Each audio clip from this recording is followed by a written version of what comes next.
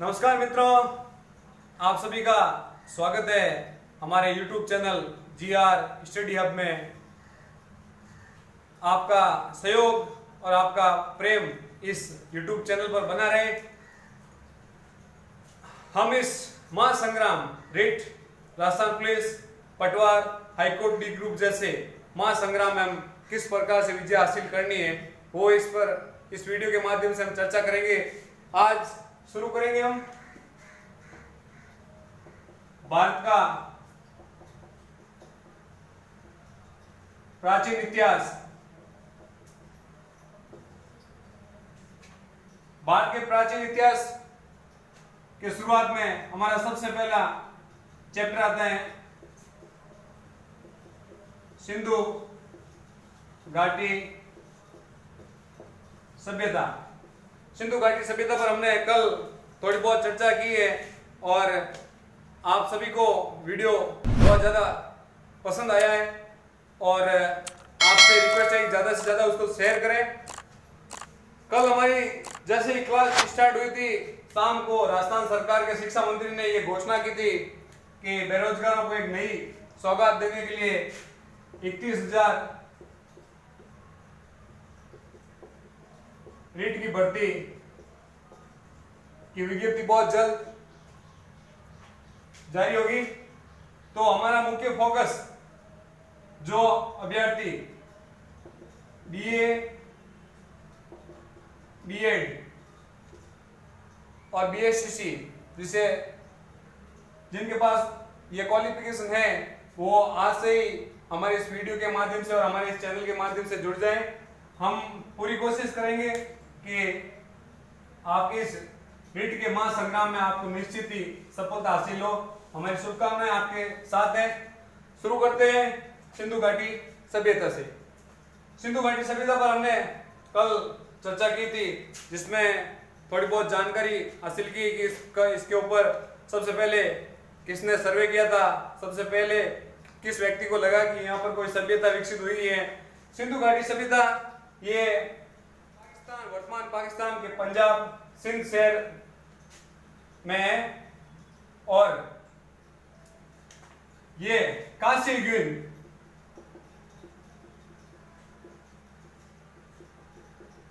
संस्कृति में से एक है। बहुत ही प्राचीन सभ्यता है। इससे पहले मिस्र और मेसोपोटामिया जैसी संस्कृति का विकास या खोज हो चुकी है, लेकिन ये जो सिंधु घाटी सभ्यता है इन मिस्र और मेसोपोटामिया से भी विकसित संस्कृति है। शुरू करेंगे सिंधु घाटी सभ्यता का क्या इतिहास रहा है, कैसे इसकी खोज हुई है। सर्वप्रथम है बिल्कुल 1826 ईस्वी। ये व्यक्ति आता है चार्ल्स मैसन, प्रकाश डालता है इस सभ्यता पर।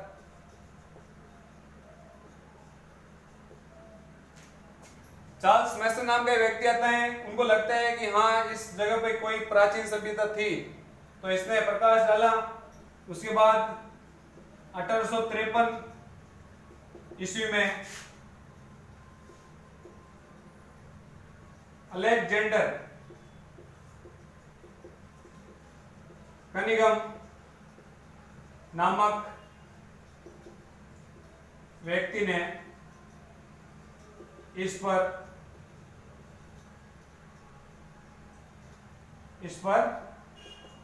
सर्वप्रथम सर्वे किया। हमारा सिंधु घाटी का इतिहास यहां से शुरू होता है। 1826 में चार्ल्स मैसन ने इसके ऊपर प्रकाश डाला।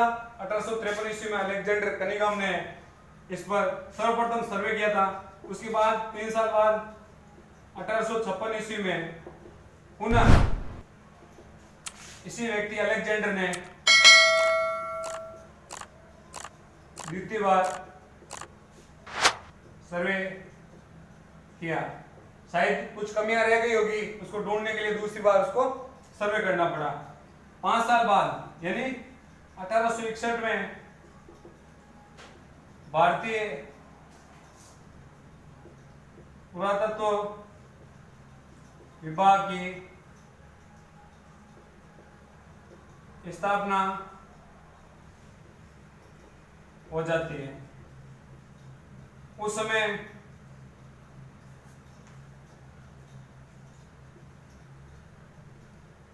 भारत का गवर्नर जनरल लॉर्ड कैनिंग यह सिंधु घाटी सभ्यता का मुख्य इतिहास 1826 में इस पर प्रकाश डाला कि वास्तव में यहाँ पे कोई सभ्यता विकसित हुई है या नहीं हुई। उसके बाद 1853 में अलेक्जेंडर कनिंघम ने इस पर सर्वे करता है। उसके 3 साल बाद पुनः द्वितीय बार सर्वे किया था और 1861 में भारतीय पुरातत्व विभाग की स्थापना हो जाती है। और उसमें भारत का गवर्नर जनरल ये भी पूछ सकता है कि जब सिंधु या भारतीय पुरातत्व विभाग की स्थापना हुई उस समय भारत का गवर्नर जनरल कौन था, तो आपको सीधा सीधा बताना है लॉर्ड कैनिंग। भारतीय पुरातत्व विभाग या भारतीय पुरातत्व का जनक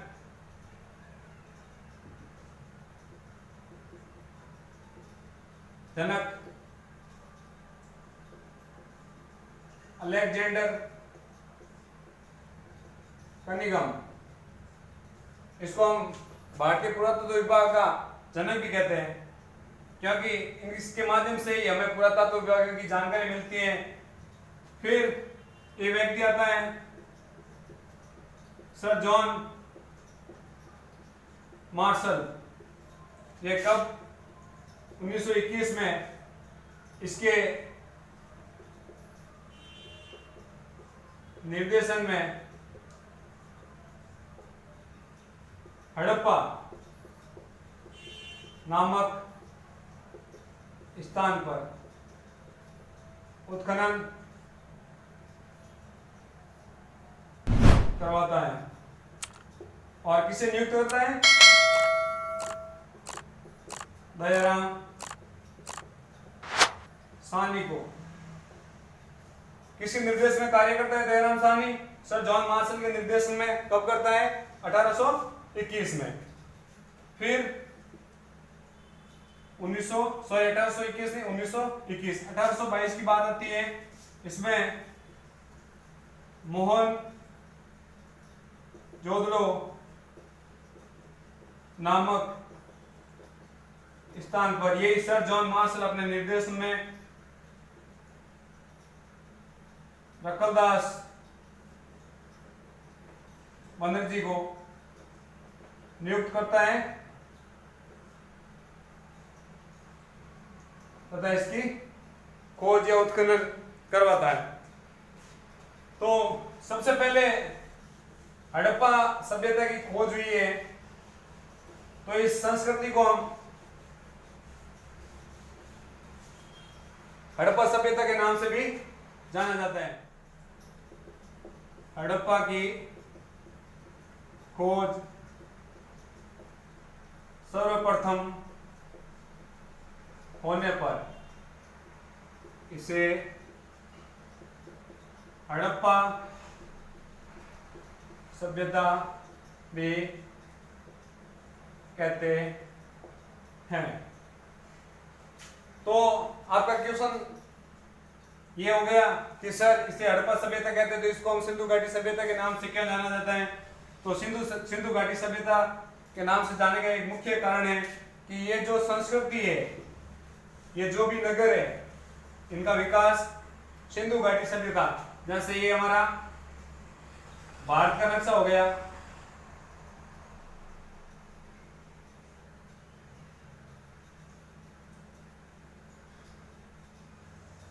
ये भारत का नक्शा हो गया। यहां से एक नदी निकलती है, इसमें बहुत सारी नदियां, रावी है, सिंध है, सतलज है। यहां सिंधु नदी जो राजस्थान के गंगानगर डिस्ट्रिक्ट से श्रीनगर श्री गंगानगर डिस्ट्रिक्ट से निकलती है, ये पंजाब से निकलती है। इस सिंधु नदी के किनारे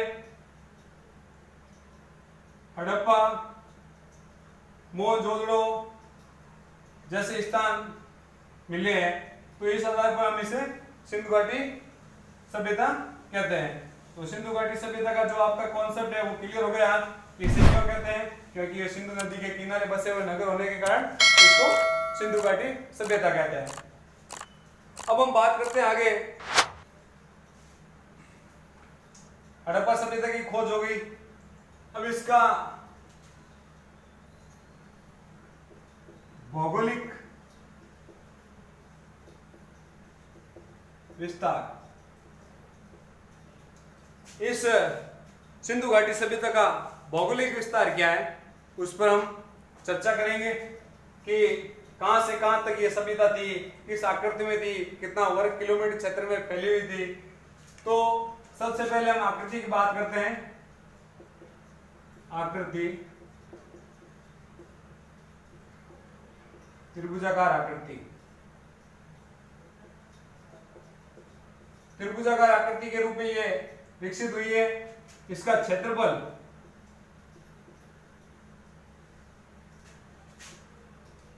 13 लाख वर्ग किलोमीटर।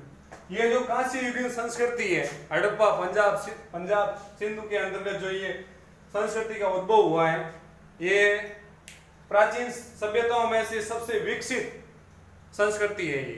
क्योंकि इसमें कुछ इस प्रकार की योजनाएं, नगर योजनाएं, दुर्ग, टीले इस प्रकार से व्यवस्थित किए गए थे, जिस आधार पर हम इस संस्कृति को सुविकसित और सुनियोजित रूप से कहते हैं कि वहां के लोग किस प्रकार से रहते थे।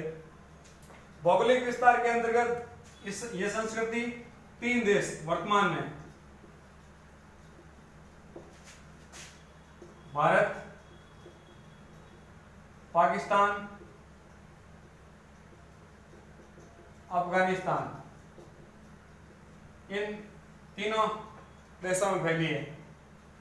वर्तमान में जो ये 3 देश हैं, और जब हमारा भारत पाकिस्तान उस समय एक थे, तो वहां की सिंध, पंजाब व बलूचिस्तान तक ही सीमित ना होकर राजस्थान, पंजाब, हरियाणा, गुजरात तथा पश्चिमी उत्तर प्रदेश के सीमांत भागों तक ये विकसित थी। आकृति हो गई, क्षेत्रफल हो गया। वर्तमान के 3 देश भारत, पाकिस्तान, अफगानिस्तान में सिंधु घाटी सभ्यता फैली हुई है। तो पहले के सिंध, पंजाब और बलूचिस्तान तक ही नहीं, बल्कि राजस्थान, पंजाब, हरियाणा, गुजरात व पश्चिमी उत्तर प्रदेश के सीमांत भागों तक यह संस्कृति विकसित थी। आगे बढ़ते हैं। आप इसका स्क्रीनशॉट लेते रहना, और जैसा जैसा मैंने उतारा है वैसा का वैसा आप अपने नोटबुक या नोट्स में नोट्स बनाते रहो। दोस्तों, रीट की वैकेंसी बहुत जल्द आपके सामने आने वाली है। समय बहुत कम है। आज से ही इस हमारे YouTube चैनल से जुड़ जाएं, और हम पूरा प्रयास करेंगे कि एग्जाम से पहले आपके कम से कम 2 महीने पहले आपका सारा कोर्स करवा देंगे। अब आगे बढ़ते हैं हम। सिंधु घाटी की चर्चा में हम इसका विस्तार कहां से कहां तक था। उत्तर में कश्मीर से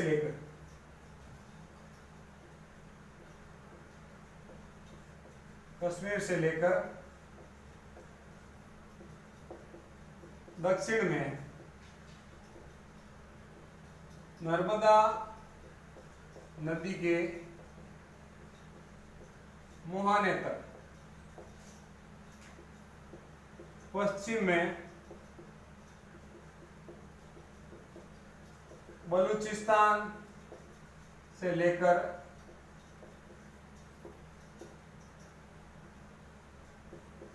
पूर्व में मेरठ तक का क्षेत्रफल, मेरठ तक इसका फैलाव मिलता है। मतलब इस संस्कृति का जो विस्तार था वो कोई सीमित स्थान पर नहीं था।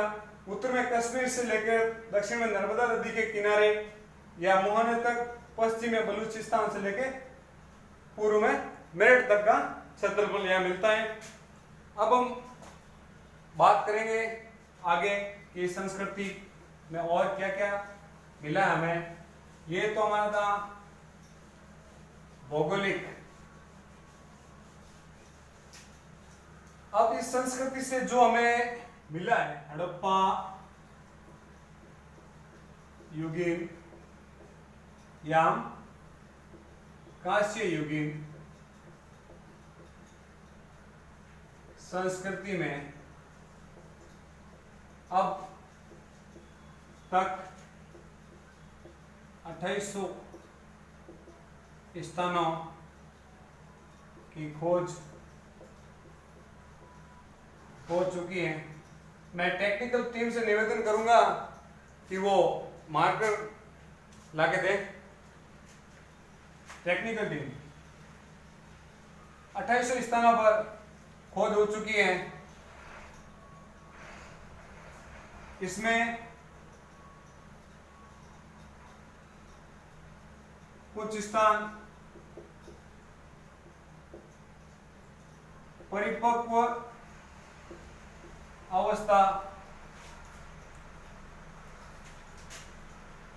अवस्था में तथा कुछ उत्तर अवस्था में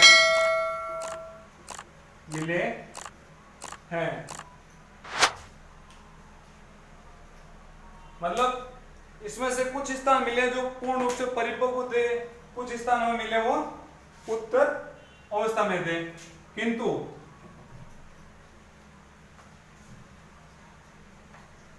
परिपक्व अवस्था में सीमित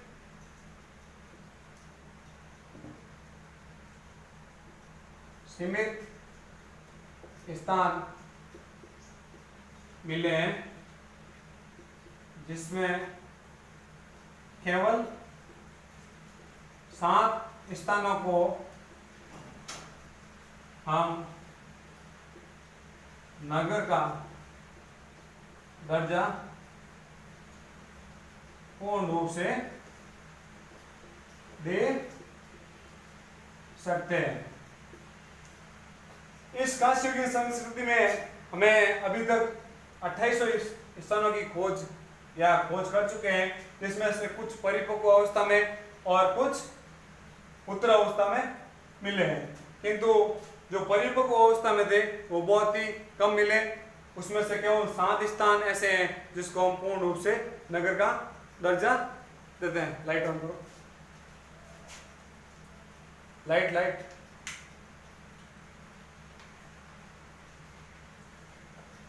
ठीक है, अब हम आगे बढ़ते हैं कि 7 स्थानों में से कौन कौन से वो स्थान है। तो 7 स्थानों में सबसे पहला आता है हमारा हड़प्पा, दूसरा मोहनजोदड़ो, जो सबसे इंपॉर्टेंट है। इसमें दोनों नगरों में 2 टीले थे ऐसे। ये हो गया पूर्वी टीला और ये गया पश्चिमी टीला। पश्चिमी टीले में दुर्ग बने हुए थे और उच्च स्तर के, मतलब दुर्ग बने हुए थे और इसमें दुर्ग नहीं बने हुए थे। तो हम ये कहते थे कि यहाँ जो धनी लोग थे या राजा महाराजा थे या सामंत लोग थे वो इस दुर्ग में या इस टीले पर निवास करते थे, और इस पूर्व टीला में जो नगर के सामान्य लोग थे वो इस टीले पे रहते थे। तो दोनों में ये टीले और नगर व्यवस्थाएं थी। अब इसका हम नगरीय व्यवस्था,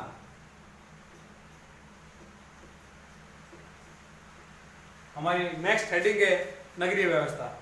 हम चर्चा करेंगे नगरीय व्यवस्था पर कि हड़प्पा कालीन संस्कृति पर किस प्रकार से नगरों का उद्भव हुआ था, किस प्रकार से नगर बने हुए थे, लोगों का रहन सहन कैसा था, वो सारी बातें हम एक एक करके आगे करते रहेंगे। नगरीय व्यवस्था में हड़प्पा कालीन, आप साथ ही साथ लिखते रहें, हड़प्पा कालीन सभ्यताओं में सबसे मुख्य विशेषता थी वो नगर नियोजन या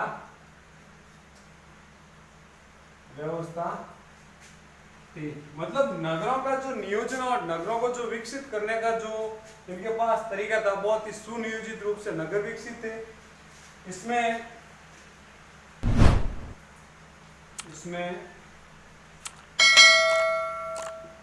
दुर्ग, जिसे हम उचला किला भी कहते हैं,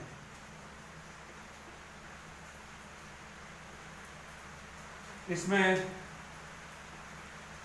राजा महाराजा, हम कल्पना कर सकते हैं कि राजा महाराजा वहां थे या ऐसे कोई अवशेष मिले नहीं है, लेकिन जो दुर्ग था और उनकी जो रहन सहन की व्यवस्था थी तो बहुत ही अच्छी थी। इस आधार पर राजा महाराजा, अमीर या सामंत लोगों का निवास स्थान था। और इसी नगर या दुर्ग के बाद, दुर्ग या नगर के बाहर सामान्य लोग ईंटों का घर बनाकर रहते थे। मतलब जो सामान्य लोग थे वो ईंटों का घर बनाकर वहां पर निवास करते थे। अब इंपॉर्टेंट चीज, यहां तक तो ठीक है, सामंत लोग अपने अलग स्थान रहते थे, निम्न लोग अलग स्थान पर रहते थे। अब जो नगर नियोजन की जो मुख्य विशेषता है, जो मुख्य पॉइंट है हमारा, वो अब हमारे सामने आ रहा है। जो नगर के बाद जो मकान बने होते हैं, मकान जाल या ग्रिड पद्धति में बने हुए थे। ये जो मकान थे हड़प्पा कालीन सभ्यता के, जैसे मान लो ये हो गया इनका नगर हो गया, ठीक है, और ऐसे मकान बने हुए, ऐसे जाल जाल जैसा, और इसे हम ग्रिड पद्धति कहते हैं कि बिल्कुल सुनियोजित ढंग से, जैसे यहाँ से ये गली जा रही है या सड़क निकल रही है, ये सड़क निकल रही है, ये निकले वापस यहाँ से निकल रही है। तो ये जो सड़कें थी, दूसरी इंपॉर्टेंट चीज लिखो, सड़कें समकोण में एक दूसरे को आपस में काटती थी। सड़कें एक दूसरे को, जैसे ये सड़क जा रही है, इसको वापस ये काट रही है, ये काट रही है, ये काट रही है। और जो इसके बाद हम सड़कों का हो गया, फिर मोहनजोदड़ो और हड़प्पा कालीन सभ्यता का जो मुख्य विशेषताएं, जैसे बड़े बड़े भवन, इमारतें, इनकी विशेषताएं। इसमें इस सभ्यता में जो ईंटों का प्रयोग किया गया वो पक्की ईंटें का प्रयोग किया गया, लेकिन मिस्र और मेसोपोटामिया जैसी सभ्यता में सूरज से धूप से सुखाकर उन ईंटों को पकाया जाता था। लेकिन जो इस हड़प्पा कालीन संस्कृति की जो ईंटें थी वो बहुत ही मजबूत थी।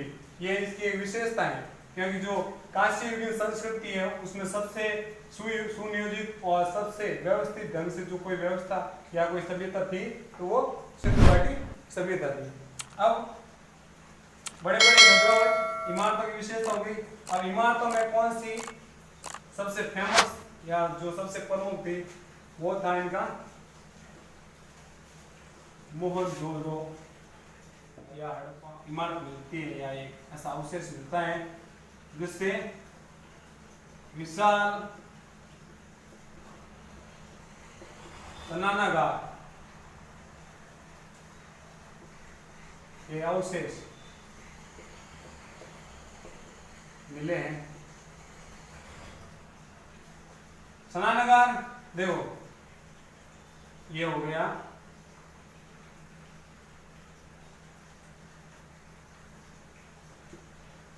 चौकोर, इतना एक्सपीरियंस नहीं है मुझे बनाने का, लेकिन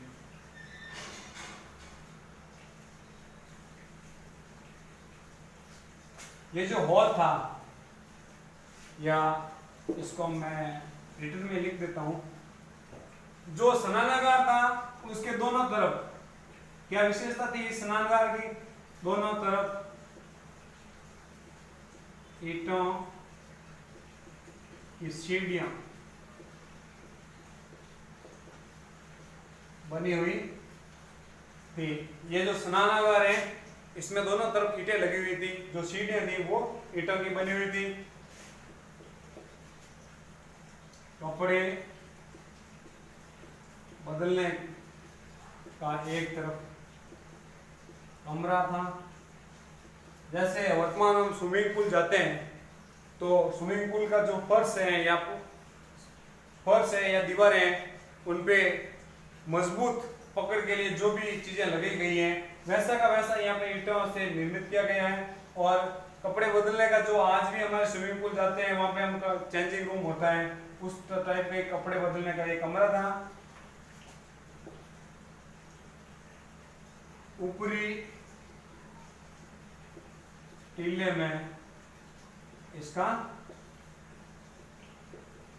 जलाशय, यहाँ इस स्नानागार में पानी आने के लिए जो ऊपरी टीला था वहां से पानी आता था। अब फर्श पर पक्की ईंटों से निर्मित फर्श पक्की ईंटों से निर्मित था कि कहीं किसी प्रकार का पानी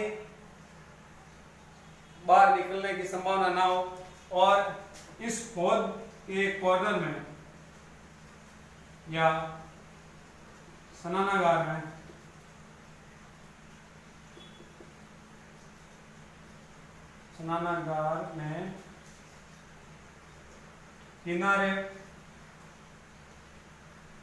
किनारे में एक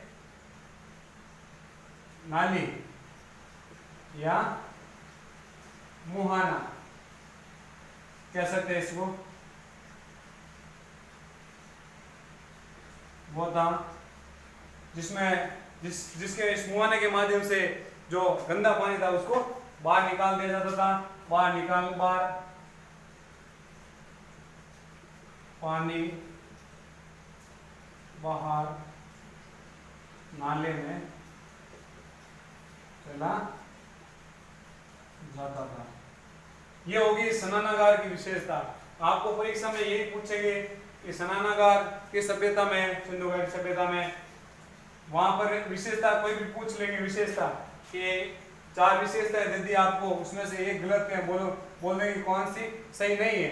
तो आपको ध्यान रखना है दोनों तरफ ईंटों से निर्मित सीढ़ियां हैं, कपड़े बदलने का कमरा है, ऊपरी टीले पर इसका जलाशय बना हुआ है जहां से इसमें पानी आता है, फर्श पर पक्की ईंटों से निर्मित फर्श है और इसके किनारे में एक नाली पर मुहाना लगा हुआ है जिससे वो गंदा पानी बाहर निकाल सके। इस स्नानागार का उपयोग कब करते थे? जैसे वर्तमान में हमारे देश में कार्तिक पूर्णिमा के दिन या हमारे राजस्थान में पुष्कर, अजमेर पुष्कर में जो मेला लगता है, या 12 साल बाद हमारे देश में कुंभ का आयोजन होता है, उस प्रकार हम एक साथ स्नान करते हैं। उसी प्रकार इस जलाशय में धार्मिक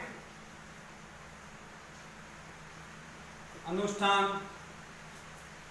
के समय इस स्नानागार का उपयोग किया जाता था। धार्मिक अनुष्ठानों का या धार्मिक अनुष्ठान होते थे, किसी भी प्रकार का कोई समारोह होता था, धार्मिक कार्य, तो सभी लोग साथ में स्नान करने की परंपरा, शायद स्नान, क्योंकि इतना विशाल स्नानागार बना हुआ है, एक साथ इसमें काफी लोग स्नान कर सकते हैं। ये नगरीय व्यवस्था में इस इमारत पर हमने चर्चा किया। नेक्स्ट इमारत है दूसरी जो मिली है, वो विशाल अन्नागार के कोठार, दूसरी इमारत है जो इस हड़प्पाकालीन सभ्यता से हमें प्राप्त होती है, विशाल अन्नागार के कोठार। इससे इसका क्या उपयोग था कि अनाज को सुरक्षित रखने के लिए बनाया गया था, जो ईंटों के, ये ईंटों से निर्मित चबूतरे के दो पाटों के मध्य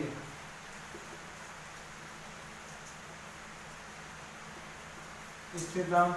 पता एक चीज और आती है सामने, ये जो अन्नागार थे वो नदी के किनारे,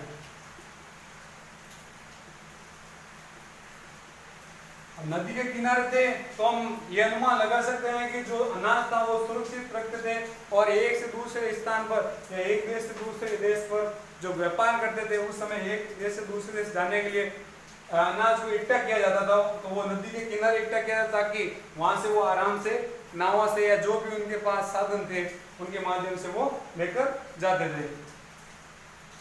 अब इस अन्नागार के कोठारों के दक्षिणी तरफ मुंह उल्टा था, आगे ईंटों से निर्मित फर्श बना हुआ था। अब सभ्यता में, हड़प्पा सभ्यता में हमें विशाल अन्नागार मिलते हैं, और मोहनजोदड़ो से भी मिलते हैं, कालीबंगा से भी मिलते हैं। तो इस आधार पर हम कह सकते हैं कि जो हमारे विशाल अन्नागार या कोठार है, जो हम ग्रामीण इलाके में पहले जाते थे हमारे गांव में, तब हम देखते थे कि जो मिट्टी से निर्मित अनाज की कोठियां, जिसको मारवाड़ी भाषा में कहते हैं, तो अनाज की कोठियां थी, उनमें अनाज को सुरक्षित रखा गया था। उसी ये देन हमें हड़प्पा सभ्यता की है, जो अन्नागार के कोठार मिले हैं उसकी देन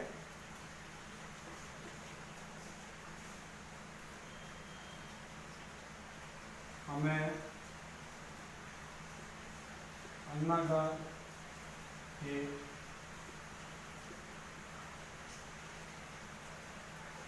कोठार मिले, हड़प्पा संस्कृति है। तो हमारे लिए वरदान साबित हो रहा है, जो अनाज के कोटे थे उनकी देन हमने कहां से सीखी थी? हड़प्पा सभ्यता से। तो विशाल अन्नागार हो गया, ईंटों से निर्मित था, दो चबूतरों के बीच में। ये कहां पर मिला है? तो ये हड़प्पा, मोहनजोदड़ो तथा कालीबंगा से भी प्राप्त हुए हैं। तो हमें ये चीजें मिली है, धान के अनाज के कोठरे जिसमें अनाज सुरक्षित रखा जाता था, नदी के किनारे था, तो इससे अनुमान लगा सकते हैं कि व्यापार करते समय जो लोग व्यापारी थे वो इन कोटों से सीधा माल लेके चले जाते थे अपने देश, बदले में जो भी वस्तुएं थी वो यहाँ पर छोड़ते। आपने एक मूवी देखी होगी मोहनजोदाड़ो। उस मोहनजोदाड़ो मूवी में आप देखे होंगे कि दो नगर है, एक नगर में जो सामान्य लोग रह रहे थे, दूसरा नगर में जो अमीर लोग हैं या राजा महाराजा जो सामंत व्यवस्था थी वो रहते थे। सामान्य नगरों के जो मकान थे वो ईंटों से निर्मित थे, वहाँ का जो रहन सहन वेशभूषा उन दुर्ग में रहने वाले लोगों से निम्न स्तर का था, और इस निम्न स्तर के जो लोग थे वो उस दुर्ग में काम करते थे या जो नौकर व्यवस्था थी। अब हम आगे बात करेंगे इसी क्रम में जल निकास व्यवस्था। जल निकासी व्यवस्था हमने ये पढ़ लिया है कि सिंधु घाटी सभ्यता में जो नगर व्यवस्था थे वो सड़कें समकोण पर काटती थी, मकान ग्रिड या जाल पद्धति में बने हुए थे। अब इसकी जो जल निकासी है, प्रत्येक घरों का पानी बाहर सड़क पर निकलता है। प्रत्येक घर में छोटे बड़े कुएं के निर्माण हमारे सामने आए। और जो पानी की जो निकासी थी वो बहुत ही शानदार सुनियोजित तरीके से थी। जो पानी की नालियां थी, पानी की नालियां लकड़ी से निर्मित थी। अलग अलग लेखक अलग अलग बातें बताते हैं, लेकिन हम वही बात करेंगे जो आरपीएससी जो हमारे एनसीईआरटी में दी हुई है, क्योंकि एक एनसीईआरटी ऐसी चीज है जिसको हम आगे चैलेंज कर सकते हैं कि इस एनसीईआरटी में ये चीजें दी गई हैं, आप इसे गलत कैसे मान सकते हो। पानी की जो इस नाली के ऊपर, नालियों के ऊपर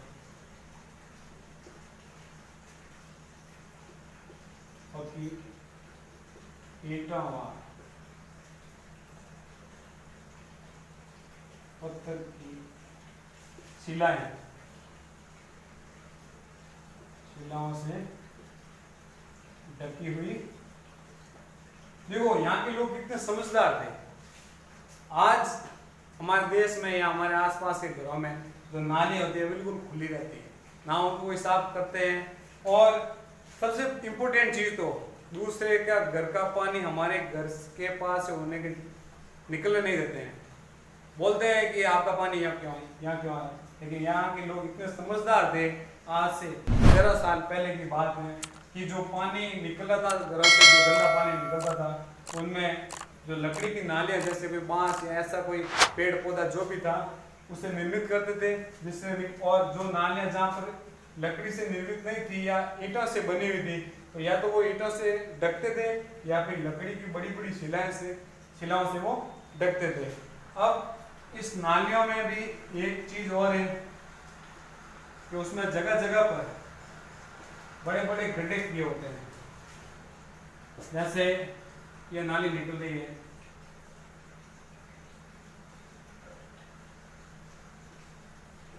यहाँ से शुरू होती है, ये पानी आता है अंदर गिरता है, ठीक है, जो भी कचरा है वो यहाँ नीचे नीचे इकट्ठा हो जाता है, ऊपर से वापस पानी आगे चलता है, फिर यहाँ गिरता है पानी, और फिर जो भी कचरा है जमा है वो यहाँ जम जाता है और फिर आगे चला जाता है।